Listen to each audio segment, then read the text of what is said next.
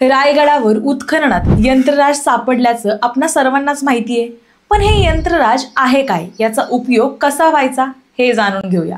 भारतीय पुरातत्व विभाग व रायगड विकास प्राधिकरण यांच्या संयुक्त प्रयत्नांनी दुर्गराज रायगड येथील मागील काही वर्षांपासून उत्खननाचं कार्य सुरू होतं।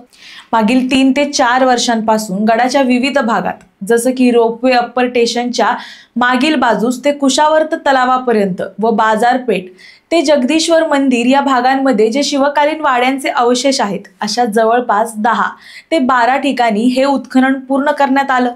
यामध्ये प्रामुख्याने कुशावर्त तलावाच्या वरील भागात व पर्जन्यमापक आणि वाडेश्वर मंदिराच्या मधील भागात असलेल्या ऐतिहासिक वाड्याच्या जागेवर उत्खनन कार्य राबवलं जातंय।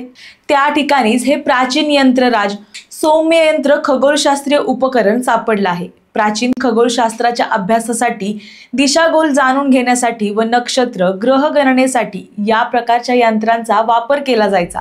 वेद, ज्योतिष, स्वारस्य, खगोल, वेद, त्रिकोणमिती यांसारख्या गोष्टींचा अभ्यास या यंत्राद्वारे सोपा व्हायचा।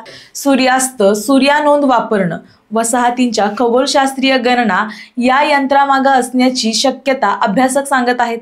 अभ्यास करणं सोपं व्हावं म्हणूनच या यंत्राचा वापर केला जायचा। सोबतच दुर्गराज रायगडाचं बांधकाम करत असताना सुद्धा खगोलशास्त्रीय अभ्यास करण्यासाठी याच यंत्राचा वापर झाले असण्याची शक्यता आता व्यक्त केली जाते। तुम्हाला याबद्दल काय वाटतं हे आम्हाला कमेंटमध्ये नक्की सांगा।